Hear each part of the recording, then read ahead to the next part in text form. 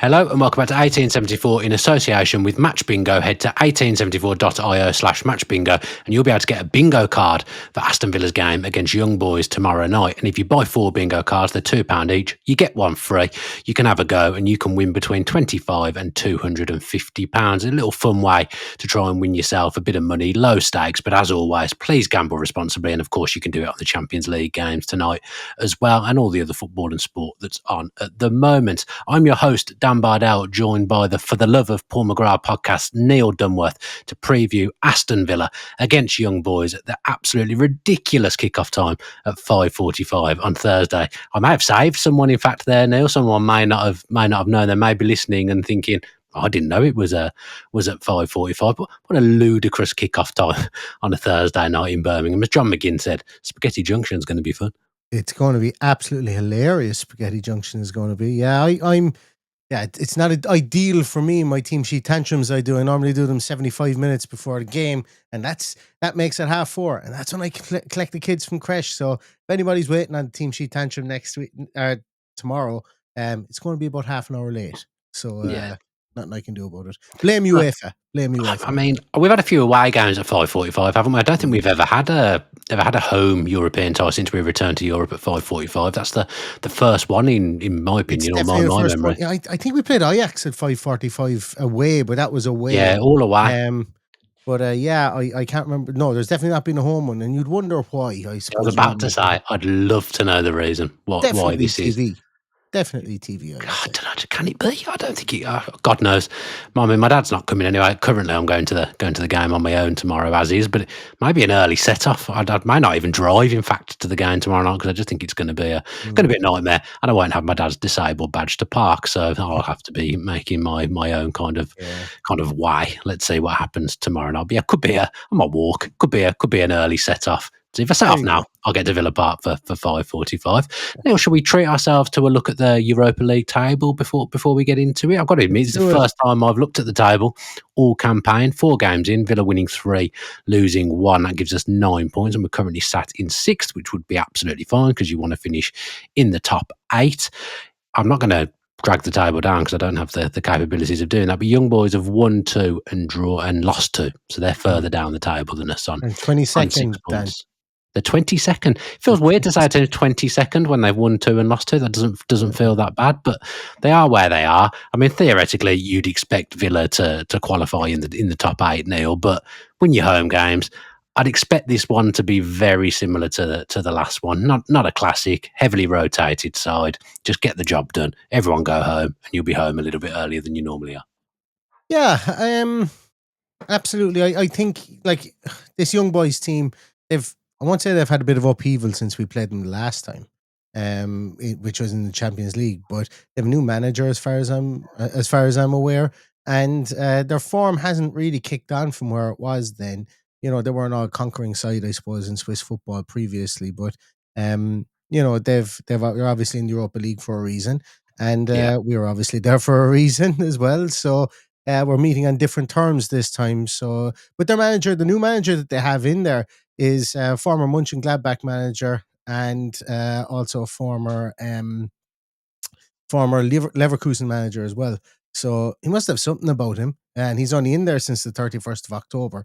So we wonder, will we see a backlash from the team, the new manager bounce, whatever you want to call it, given that he's only been there a couple of weeks, and most of that would have been the international break. So I suppose what we could take into it from the point of view of what we probably would have looked at prior to the international break to now, they're kind of an unknown entity. But even with that, I think Aston Villa should be too strong for Young Boys Bern, specifically at home, and we should be able to get this one done, and hopefully we will. And I don't want to sound overconfident because you have to give every team the respect, but we're just a colossus at home. We really are, and that's why I'm being more confident than not in instances like this. Was the last time we lost a home European tie, Olympiacos? Would that be correct? Because we were obviously excellent at home in the Champions League last season. We obviously beat PSG on the night, even though we got knocked out. We've got a great home record in general, but we've actually got a brilliant home record in Europe as well across the 3 competitions. So you're right. I'd fully expect us to go and get the job done tomorrow night. Team-wise, what are you expecting to see? We had a physical, tough game on Sunday. I'd maybe think this time we might see Bizot in goal, perhaps. I expect maybe 5, 6, 7 changes from what we saw. People like Bogard, Marlon, I'd expect them to start. What are you expecting to see? Yeah, I'm expecting to see Malin in there for sure. I'm not expecting that many changes. I'm Are you not. not? No, well, The not game on 7 Sunday as changes, well in but the Wolves, which gives us a big chance of cementing ourselves in the top that's 4 or 5. exactly it. That's exactly why, because that game against Wolves, it's all about the concertina effect in the league for me at the moment. Winning against Wolves gives us another 3 points buffer zone, and potentially on Manchester United also. On Manchester United and those teams, should I say, that we were jostling with prior to last week's round of games. Also, a win could potentially put us second against Wolves, and as we know, Unai Emery prioritises the league. So I suppose really when I've just said that, I've kind of talked myself out of it, and I'm kind of expecting changes. But I don't know, will he go with 7? But I think we might see Ross Barkley in there. Yeah, I think we definitely see Maatson start at left back. yeah. Um, I think it would probably have to be the two lads in central defence, and Pau Torres and Konza. Unless he puts Lindelof in there, but then does he put Cash right back? Does he put Lindelof right back? He's Mm, come up with some absolute cracking positional changes in Europe this year so far. Do we see Lindelof play in the N'Golo Kante role? Who knows? But there will be changes. I think the only definitive one will be, I think Malin definitely starts. I would wager that Jadon Sancho is probably going to start this one instead of yeah, Buendia. And Gasson. maybe Gasson. Yeah. It's who plays through the 10 role, I think, is going to be interesting. Probably Barkley, I would say, as I mentioned there. But then if you do that, this Tielemans will probably come in from the start, I would say, Yeah. to get him up to match fitness again. And then if Onana is fit, he slots in beside him. But we also have Lamar Bogart. So, what I've just said there, I've kind of gone down through it. I've probably made about 5 or 6 changes there myself, without even thinking of it. And that just kind of goes to show the strength of our squad currently at the moment. They might not all be 50 million pound players. They might not all be international players. They might not all be household names. But at the end of the day, they're players that seem to fit into an Emery system. And I'm not too discouraged at making changes, albeit we seem to have games where we make loads of changes and we look completely discombobulated. But I think that's been okay in Europe, I think, so far under Emery. I think it's been okay when we've done that. I prefer to do it in Europe than to do it against Wolves at the weekend. Yeah, I'm just trying to think. So Bizot in goal, one of Cash and I know they don't play in the same position, but one of Cash and Powell probably won't play because Lindelof will play in one of those positions. No news on Anana's injury as we record this podcast, but you wouldn't really want to throw him back in and risk him in Amadou, this one. I would guess. Amadou Nana is, according to John Townley, is back training, back on Right. grass. And he's going to have another. I think they said he's going to have another fitness test. If he trains tomorrow, trains okay, he'll be in contention. I think that's what they said.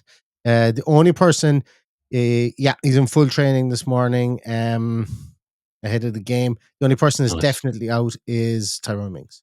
Okay. Everybody So else is. I think you're right. I think you might see Barkley in the 10 with Gasson and Sancho either side of him and Marlon in front. We know Ollie Watkins is nursing an injury. At the moment, part of me would think play him, needs a goal. The other part of me thinks, well, capable of getting a goal against Wolves on Sunday, actually, because Wolves are hopeless at the moment. So maybe save him for that, given the fact that he is nursing an injury as well, a knee injury, I think it is. So we've got to kind of pick your moments with when to change and who to change, but we should be capable of getting by with multiple change. I know in the Conference League you tended to not make as many changes as you thought you would, but I don't think we had the squad size back then that we have now. But you've still got players on the bench that will play on Sunday that will be brought into the game and maybe get 20, 25 minutes just to keep them ticking over. I think that's probably the best way of managing the tie, in my opinion, now. I think so too, and again, even if we do make those changes, or even if we don't, regardless of what we do with regards to team selection, I think it's going to be more about how the team plays. It's going to be ball dominant again, and when you have those, you've got those active resting periods, and I know this drives some football fans absolutely scatty, and that's probably okay too, but it's part of the modern game. Active resting Ooh. periods, resting defenses. Yeah, I dropped my AirPods thing. Resting defense periods and stuff like that. So we've seen that in European games so far under Unai Emery. He does utilize it quite a lot. That's why sometimes it looks like we go in and out of games when we change teams up in those European ties, because it's probably a bit more prevalent when we do it, or a bit more obvious, should I say, when we do it. So we will be able or we should we're getting really good at navigating European ties now, I think. Am I Yes. right in saying, Dan, like it seems, and I've got no statistics in this. I should have really looked it up before I uttered it, but um, we're actually getting pretty good at winning games after we come back from European football, or not losing games when we come back from European football. Or am I dreaming that? Because it seems like, I remember, We're good at obviously there lots was of this things thing at the about, moment, I guess. hmm? We're good at lots of things at the moment, I guess. I Yeah, mean, coming back off international breaks, we've got a really yeah, good record at the moment as well. yeah, I guess there's lots of metrics where you can just look at it and say Villa are strong at the moment, except for the start of the season in August when Villa weren't strong and couldn't hit yeah, a barn door. yeah. So and I say that's probably the team learning how to play in Europe as well, and conservation of energy, if you want to call that, or even just being smarter, or more streetwise with regards to that. So, like, and well, as I said before, we have to give young boys their respect. Villa should be very well capable of going out here and putting in the performance that everybody wants at home. And Yeah. 12 points is going to get you definitely into the next round in the from the Europa League. And I know people will clamour for the top two for home advantage, and I think they very much can achieve that also as well if they keep up their great form. Yeah, work smarter, not Mm, harder, I think is the message in the Europa League. The yeah, fact that a lot of these players have got a Conference League campaign and a Champions League campaign under their belt now, they'll know how to manage these games, as you say, and the Europa's kind of a middle ground in between the two. But other than go-ahead Eagles, we've navigated it pretty smoothly so far, I would say. Right then, Neil, can I trouble you for a hot/freezing cold take? You'll remember in the last preview that we did that I said that Morgan Rogers would score from outside the box, and that was absolutely correct. Although I must say at the moment, I don't have anything that's jumping to mind. Have you got anything? Um, Villa are going to score a penalty. They're going to score a penalty. Probably Donyell Marlin. I would take it. Right. I don't Yeah. mind if Unai Emery brings himself on to take it. Oh, Just as long as we have a reliable penalty taker, just let whoever's confident take it. That's what I would say. yeah. I'm going to go wild and say Harvey Elliott's going to get some minutes.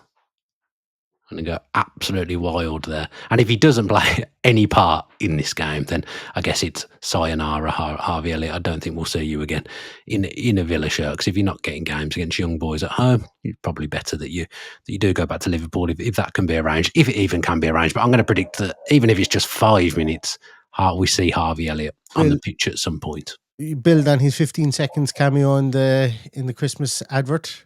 Yeah, wonderful performance, by the way, in that He Christmas advert from so many, but Harvey Elliott, one of the standouts. absolutely, what a sound thing to do.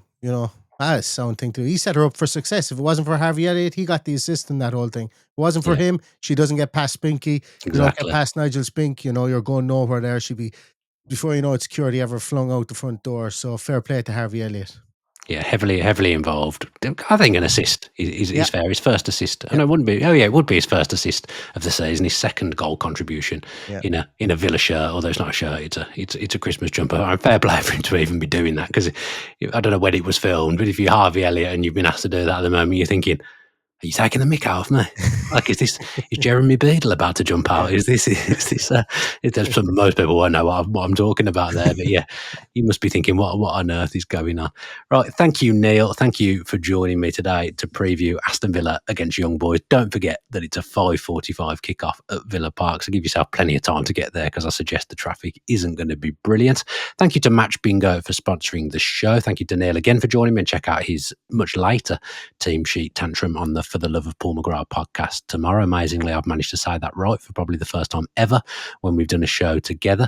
If you're watching this via YouTube, if you could subscribe with your post notifications on, that would be brilliant. Give us a like and leave us a comment as well, and go back and catch up with any other content that you might have missed post Leeds victory on Apple or Spotify, if it ever bloody uploads on Spotify, because that's an absolute nightmare at the moment. I don't know what is going on with them, but give us 5 stars, leave us a review, leave us a comment. All those things are really appreciated. I'll probably be able to do a post-match after the game, depending on what time I get home. So watch out for that live tomorrow night here on the channel, and then we'll be back into the routine of previewing the Wolves game. There's a show with Jacob that should be out tomorrow, hopefully, as well, if we manage to record one tonight. So watch out for that, and an early peek into the January transfer window. So hopefully I'm recording that with Jacob tonight. That'll be out tomorrow, Thursday.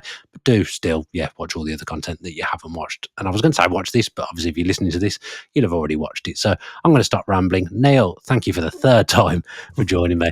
Have a great night. It's an Up the Villa from me and an Up the Villa from Neil Dunworth. Up the Villa.